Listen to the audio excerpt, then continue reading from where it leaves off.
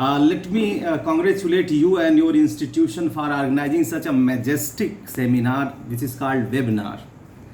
और before I could present my paper, I must tell कि मैं किन किन चीज़ों पर बोलना चाहूँगा. The first of all, my focus will remain on the change of global order and the role of India. I will use both the languages as and when required. Hindi अंग्रेजी दोनों का बीच बीच में हम प्रयोग करते चले जाएंगे. तो जैसा कि हमारे परिचय के दौरान बताया हमारे मित्रवर ने, मैं उसके लिए बहुत धन्यवाद आपको देता हूं कि आपने हमें मौका दिया इस अवसर पर. सबसे बड़ी बात हमें ये समझनी होगी कि ये जो हमारे सामने थ्रेट है कोविड-19 की, ये एक बहुत बड़ी थ्रेट है जिसको हम कह सकते हैं कि this is a kind of existential crisis the whole humanity is facing today. यह पूर्ववर्ती जितनी भी चुनौतियों और समस्याओं का, चाहे उसमें वर्ल्ड वार हो चाहे कोई भी हो, जिसको बताने की कोशिश की गई है, वो सारी मैग्नानिमिटी अगर चले, अगर मैग्नीट्यूड में हम चलें, तो we find that this is enormous crisis. और जो इसका सबसे बड़ा जो आयरॉनिकल पहलू है कि the challenge is global where as the response is local और national. This is the greatest contradiction which we are facing. कि वायरस जो है it is not recognising any border. The virus doesn't recognise borders at all. But whereas no international institution, no global institution including WTO, World Health Organization, United Nations, no institution in the world which is called global is coming to the rescue and support of those countries who are facing the existential crisis.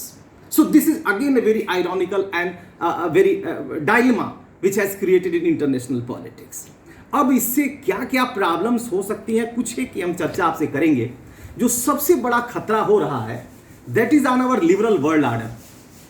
सरकारों के पास बेपरवाह शक्तियां जो हैं इस कोविड-19 को लड़ने के लिए जुटाई जा रही हैं, और जनता भी धीरे धीरे इससे मानती चली जा रही है कि सरकारों के पास इतनी सारी शक्तियां होनी चाहिए. इससे जो सबसे पहली क्राइसिस मैं देख रहा हूं वो हमारे ही नहीं बल्कि पूरी दुनिया के जो डेमोक्रेटिक कैरेक्टर है उस पर एक सवालिया निशान जरूर लग जाएगा कि जब सरकारें जब स्टैटिज्म के नाम पर बहुत सारी शक्तियों को अपने में केंद्रित करेंगी, जब ब्यूरोक्रेटाइजेशन बढ़ेगा, तो धीरे धीरे हमारी जो लिबर्टी है, जो हमारी डेमोक्रेटिक मीन्स हैं, कॉन्स्टिट्यूशनल मीन्स हैं, उन पर सवालिया निशान लग सकता है. ऐसे में इस लड़ाई के दौरान हमें अपनी जो चक्षु है, आंतर चक्षु जिसको बोलते हैं, उसको बंद नहीं करना होगा. हमें always be at our own guard to protect the liberty which we have, and also concomitantly we have to support every measure of the government. हमें सरकार के साथ भी होना होगा.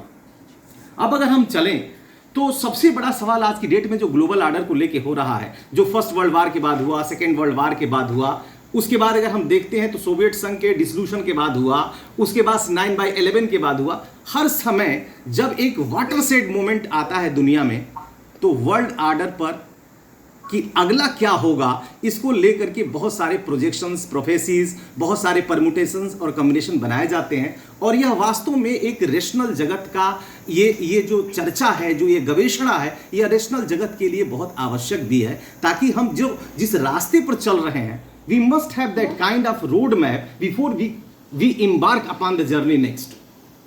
Then let us coming to the point कि हम कुछ एक उन चीज़ों की चर्चा करेंगे जो प्रॉब्लम्स हमारे सामने आने जा रही हैं. और सबसे बड़ी प्रॉब्लम जो हमारे सामने दिखाई पड़ रही है, जो इस कोविड वर्ल्ड 19 के बाद आ रहा है, वो है large scale unemployment, large scale migration of the labour with in the country and across the world.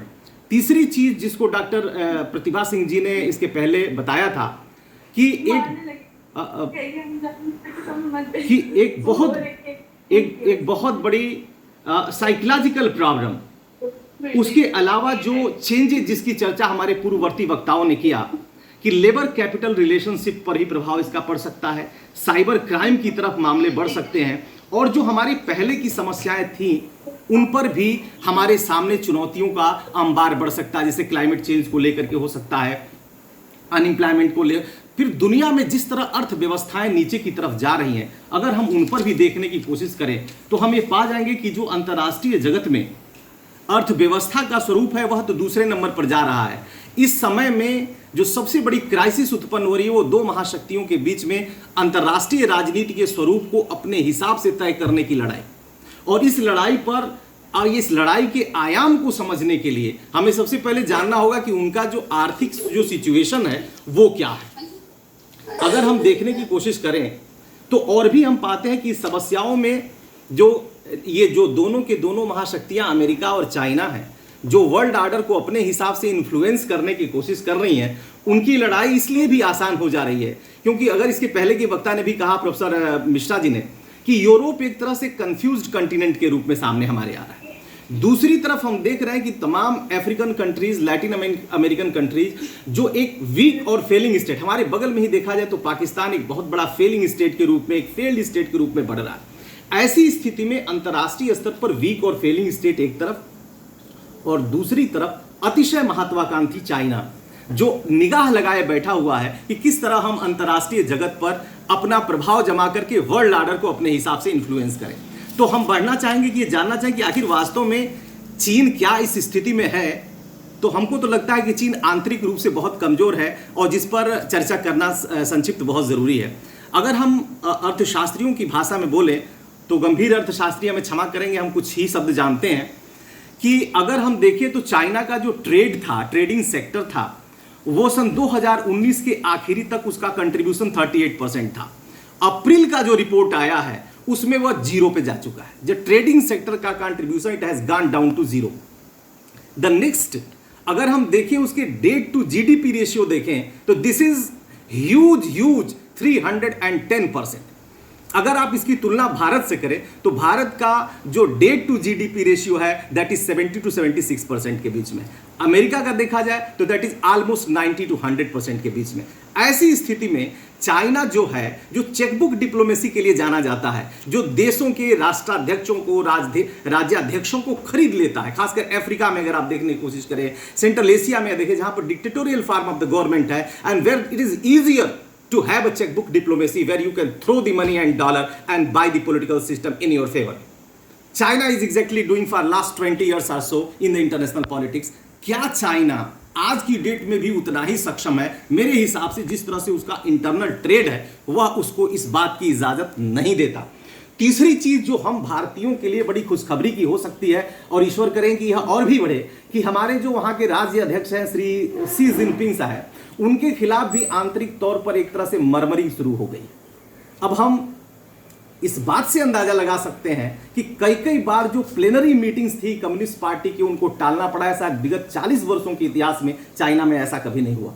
China 2021 में 21-22 में अपने पार्टी के गठन का शताब्दी मनाने जा रहा था, जिसमें वह दुनिया में नंबर 1 अर्थव्यवस्था के रूप में बढ़ने की कोशिश कर रहा था। और ये जो उसमें आंतरिक टुमुल्ट दिखाई पड़ रहा है, जो केयास एंड कंफ्यूजन दिखाई पड़ रहा है, there is a big question mark on Xi Jinping दिखाई दे रहा है, यह भी चाइना को एक वर्ल्ड प्लेयर के रूप में उभरने में बहुत बड़ा सवालिया निशान है। इसके अलावा जैसा कि आदरणीय पूर्व वक्ता जी ने हमसे कहा कि चाइना के बारे में एक वर्ल्ड में परसेप्शनल क्राइसिस है।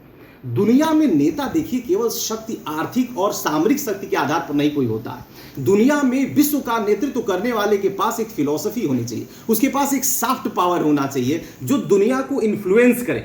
इस बात को अगर आप चलिए अगर मार्क्सिज्म के माध्यम समझने की कोशिश करें तो आर्थिक रूप से मार्क्स ने बहुत ज्यादा जोर दिया। एंगल्स ने बाद में इसको स्वीकार भी किया कि जब हमने विश्व के बदलाव की बात की, जब ग्लोबल ऑर्डर के चेंज की बात की, then we overemphasised on economic factor. बाद में ग्रामसी का जो आगमन होता है तो ग्रामसी ने समझाने की कोशिश की कि भैया देखो अर्थव्यवस्था तो बहुत अच्छी चीज है, लेकिन अर्थव्यवस्था के अलावा दिमाग पर, जो दिमाग की व्यवस्था है उस पर भी असर डालना भी बहुत जरूरी होता है। जब तक आप इन्फ्लुएंस दिमाग को नहीं करेंगे, you just can not lead a person, lead a society and lead the global order. Therefore जो दुनिया में हम लोग पढ़ते हैं लेजिटिमेसी की क्राइसिस स्टेट के सामने, तो आपके पास कितना भी बड़ा मिलिट्री फोर्स हो, कितना बड़ा आपके जज और जुडिशरी आपके फेवर में हो, आप जनता को बहुत दिनों तक जबरदस्ती करके शासन नहीं कर सकते हैं till you get the legitimacy from the people. और वो लेजिटिमेसी आती है जिस दिन जनता स्वयमेव, जब स्वयं ही स्वीकार करने लगती है कि जो शासक हमारा है वह बहुत सही दिशा में लेके जा रहा है। China is lacking this philosophy. हम बोस्टिंग तो नहीं कर सकते, बहुत ही विनम्र होकर कहते हैं कि चाइना को बहुत दिनों तक दार्शनिक रास्ता भारत ने दिखाया, चाहे बुद्धिज्म के माध्यम से दिखाया, चाहे हिंदुइज्म के माध्यम से दिखाया, लेकिन वो हमारी तरफ देखता रहा। यह भी एक बहुत बड़ा लकूना है। अब थोड़ा सा हम लोग बस मुश्किल से 2 मिनट के लिए चलते हैं अमेरिका की ओर। अमेरिका का जैसा कि हमने आपको बताया कि जीडीपी टू जो डेट टू जीडीपी रेशियो उनका भी लगभग 100% के आसपास पहुंच गया। दुर्भाग्यवश जो उनकी अर्थव्यवस्था है इस बीच में 6 से 14%। और मैं ये पाल क्रूगमैन के अभी हाल में जो उन्होंने अपना दिया है रिपोर्ट और जो छपी हुई है अटलांटिस में छपी हुई है, आप सब लोग देख सकते हैं। तो क्रूगमैन साहब जो है उन्होंने अब वहां की अर्थव्यवस्था के बारे में, जो कि नोबेल लॉरिएट है, एक्सप्रेसली उन्होंने इस बात को कहा कि अमेरिका के सामने the greatest problem is the shrinking of this economy. 6 से 14% के बीच में अर्थव्यवस्था का घट जाना अमेरिका के लिए सरदर्द है। दूसरा, इससे जो खतरा है, सबसे बड़ा खतरा इसका है कि अमेरिका की मिलिट्री स्पेंडिंग कम होगी। और हम आप सभी जानते हैं कि अमेरिका दुनिया का चौधरी है, चाहे वो सेंट्रल एशिया हो, साउथ चाइना सी हो, चाहे पैसिफिक ओशन हो, चाहे वो पाक स्टेट हो, चाहे वो स्वेज नहर हो, चाहे पनामा हो, हर जगह अगर आप देखने की कोशिश करें तो चाइना एक चौधरी के रूप में खड़ा है। जिस दिन उसकी मिलिट्री स्पेंडिंग कम होगी, चाइना लगाया निगाह बैठा हुआ है कि ये किसी तरह से मिलिट्री स्पेंडिंग इनकी कम हो, किसी तरह इनका डॉलर कमजोर हो जाए, फिर हम हमला बोल दें। दुर्भाग्य चाइना का यहां पर भी आके खड़ा हो जा रहा है कि दो चीजें चाइना के खिलाफ जा रही हैं जो अमेरिका के पक्ष में जा रही हैं। पहला कि उनका dollar is performing robustly. Number 2, उनके जो ट्रेजरी बॉन्ड्स हैं अमेरिका के, they are still selling like hot cake. आज की दुनिया में भी वो बहुत तेजी से उनको लोग पसंद कर रहे हैं और इसलिए चाइना के लिए समस्याएं और भी बढ़ रही हैं। अब हम देखें तो अमेरिका के पास हल्की सी फिलॉसफी भी है, लिबरल वर्ल्ड ऑर्डर का नेता भी है, और दूसरी तरफ उसकी अर्थव्यवस्था भी इतनी कोई कमजोर नहीं है कि चाइना उसको किसी नियर फ्यूचर में रिप्लेस कर सकता है। ऐसे में मुझको लगता है कि भारत के लिए एक बहुत बड़ा स्पेस है जिसकी चर्चा हम बहुत जल्दी ही आपसे कर रहे हैं, थोड़े और भी चर्चा करने के बाद उपरांत जो है। चाइना ने दुनिया को फंसाने के लिए आप जानते हैं कि one belt one road initiative चलाया। उसके विकल्प में हम लोगों ने भी जापान के साथ मिलकर, ऑस्ट्रेलिया, अमेरिका, इन सब के साथ मिलकर, और खासकर जापान और भारत ने एक ऐसा ही ग्रैंड प्लान जिसको एशिया अफ्रीका इकोनॉमिक कोऑपरेशन के माध्यम से हम इसको ऑगमेंटेड कोऑपरेशन के रूप में आग के नाम से जानते हैं। लेकिन हम एक चीज़ आप लोगों का ध्यान जरूर दिलाना चाहेंगे कि भारत ने ऐसा नहीं है कि जब जब जरूरत पड़ी है संगठन नहीं बनाए। भारत ने बहुत सारे संगठन बनाए इसके पहले। शुरुआती वर्ल्ड पॉलिटिक्स में हम नैम के माध्यम से करते हैं, फिर हमने सार्क बनाया, उसके अलावा आप देखिए G20 में हम ऑलरेडी है, लेकिन बनाने वाले में हमने बिम्स्टेक भी बनाया। लेकिन दिक्कत इतनी है कि हमारे पास पॉलिसीज बहुत है। कहता है दुर्योधन की जानामि धर्मम नचमे प्रवृत्ति, जानामि धर्मम नचमे निवृत्ति। अधर्म जानता हूं उससे निकल नहीं सकता, और धर्म जानता हूं लेकिन उस पर चल नहीं सकता। दिक्कत इतनी सी भारत की है कि नीतियों की समस्या नहीं है, विद्वानों की कमी नहीं है, किंतु उन नीतियों पर चलने की बहुत जरूरत है। हम भारत के संदर्भ में अब आगे बढ़ने की आपसे कोशिश करेंगे। यहां पर तो हम देखते हैं कि किस तरह से इस अप्रैल के महीने में भारत की मीडिया सहित दुनिया की मीडिया इस बात को इग्नोर की है कि किस तरह चाइना ने साउथ चाइना सी में बवाल मचा रखा है। स्प्रैटलीज और पार्सल्स आइसलैंड में जिस तरह से वह एक के बाद एक आइलैंड्स पे कब्जा कर रहा है, ये कोई साधारण सी चीज नहीं है। और इसको जो हम चर्चा नहीं कर रहे, इस बीच में भारत में दो बड़ा इनकर्जन चाइना ने एक तरफ हमारे सिक्किम में किया तो दूसरी तरफ हिमाचल में किया। चाइना ये सब अचानक नहीं कर रहा। चाइना वास्तव में ग्लोबल ऑर्डर के लिए एक टेस्टिंग कर रहा है। It's doing a kind of testing to understand the repercussions that if China is going militarily to influence the world, what would be the consequences of that action? और इसी के लिए साउथ चाइना सी में उसने Vietnam पर, Philippines पर, Indonesia पर, Malaysia पर, इन सारे लोगों के इसके बीच में कम से कम 30 से 35 आइलैंड पर कब्जा कर लिया है। ऐसी स्थिति में अब हमारे सामने क्या है कि हमको भी एक रिस्पांस डेवलप करना होगा, एक इवॉल्व करना होगा कि भारत का रिस्पांस क्या हो सकता है। पहली चीज तो यह है कि इस ग्लोबल क्राइसिस में नेशनलिज्म के बढ़ने के कारण से पहला क्वेश्चन मार्क ग्लोबलाइजेशन पे भारत में भी लग रहा है, दुनिया में भी लग रहा है। तो क्या globalisation is a thing of past? अगर हम रिचर्ड एंड हास की बात करें तो कहता है कि नहीं भैया, globalisation is just not an option, is just not an choice, but it's a reality and you have to live it. उदाहरण आप समझ लीजिए। पहला तो ये कोरोना क्राइसिस ही है जो कि ग्लोबल इन नेचर है।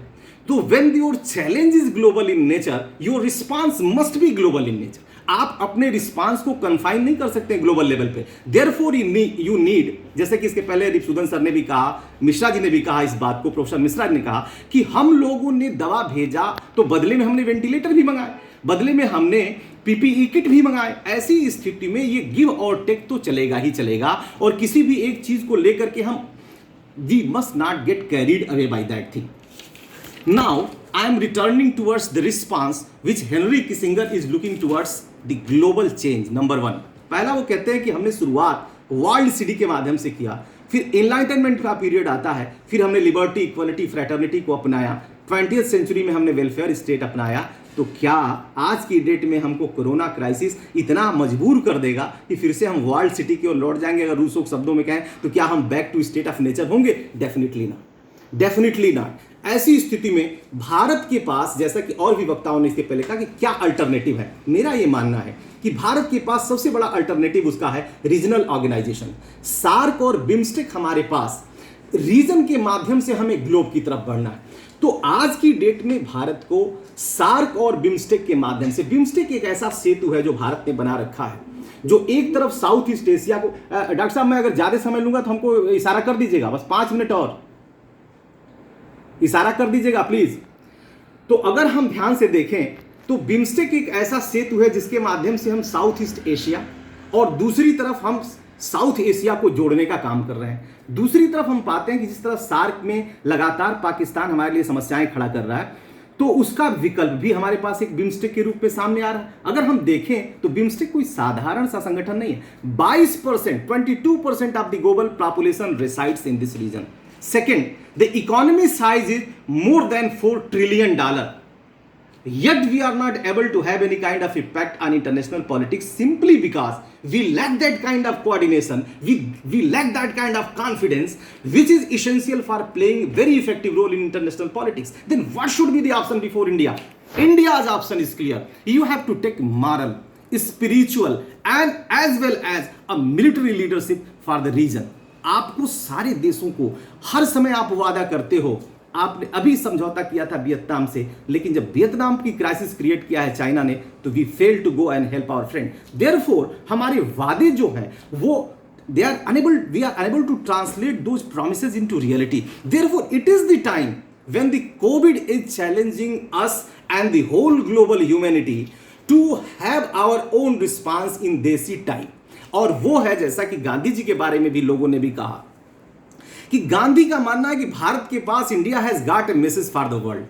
और वो मैसेज क्या है कि भारत ही ऐसा देश है जो अपने अलावा दुनिया के बारे में सोचता है। वह अपने भरण पोषण के साथ साथ वह सौ नौ भुनक की बात करता है, सह नौ भुनक, सभी लोग पोषित होने की बात करें। और उसकी दृष्टि केवल यह नहीं कि संस्कृत के श्लोक पढ़ करके हम प्रभावित करने की कोशिश कर रहे हैं। हम सिर्फ आपको यह बताना चाहते हैं कि हमारी यह दृष्टि, यह विश्व दृष्टि रही है। इस कारण हमारे पास अशोक जैसे लोग रहे, स्कंदगुप्त जैसे लोग रहे, पृथ्वीराज चौहान जैसे लोग रहे, लेकिन हमने दूसरों की जमीन हड़पने की कोशिश नहीं की।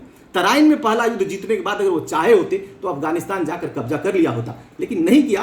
वो अलग बात है कि इस वक्त हम हिस्ट्री की बात नहीं कर सकते। Let us coming to the main point कि भारत जो है अपनी उसी विश्व दृष्टि से, जहां पर एक तरफ वह अपने को मिलिटरीली स्ट्रांगर करेगा, दूसरी तरफ इकोनॉमिक कोऑर्डिनेशन इस क्षेत्र में होगा। हम बिम्स्टेक को, यहां तक कि सार्क में भी हम एक स्ट्रक्चरल चेंज ला सकते हैं जहां पर we can throw the Pakistan out of SAARC, we can have our decision making by majority. हम बहुत सारे देशों को इस बात के लिए कन्विंस कर सकते हैं कि जहां पर हम लोग मेजॉरिटी से डिसीजन ले। इस प्रकार भारत ग्लोबल लीडरशिप के लिए रीजन के माध्यम से चलते हुए एक रास्ता निकालने का प्रयास कर सकता है। हमें उम्मीद है कि इस क्राइसिस ने जो हमारे सामने, पूरी मानवता के सामने एक क्राइसिस क्रिएट किया है, उसमें हमारे प्रधानमंत्री जी ने जो एक मंत्र दिया है सेल्फ रिलायंस का, उसको भी हमें समझना होगा कि self reliance is not autarky, self-reliance is not isolation. Therefore we need to understand the real meaning of self-reliance. Self-reliance क्या है कि we must try to have our region self-reliant. हम पूरे के पूरे सार्क और बिम्स्टेक को एक सेल्फ रिलायंट रीजन के रूप में डेवलप कर सकते हैं, और साथ में हम अपने इंडस्ट्रीज को, अपने ग्लोबल कोऑपरेशन को एक साथ कॉन्कॉमिटेंटली, साथ साथ, ये नहीं कि हम ये कर सकते हैं तो ये नहीं कर सकते, हम सब कुछ साथ साथ कर सकते हैं। और ऐसे में भारत एक विश्व नेतृत्व प्रदान कर सकता है अपने सांस्कृतिक शक्ति के आधार पर, अपने फिलोसॉफिकल और सॉफ्ट पावर के आधार पर और अपनी दृष्टि के आधार पर, और साथ में हमें जो दुनिया में परिवर्तन हो रहा है चाइना और अमेरिका के बीच में, क्योंकि आज की डेट में भी हम कोई ग्लोबल पावर नहीं है, इसलिए ग्लोबल पॉलिटिक्स पर ध्यान रखना होगा कि ऐसा ना हो कि कोई एक ऐसा ग्लोबल ऑर्डर हमारे सामने आ जाए जहां हमारी बार्गेनिंग पावर कम हो। देयरफॉर वहां पर भी हमें ध्यान देना होगा। Thank you very much. मैं समझता हूं आप लोगों का बहुत समय लिया, आपने धैर्य से सुना, इसके लिए thank you very much. Thanks a lot.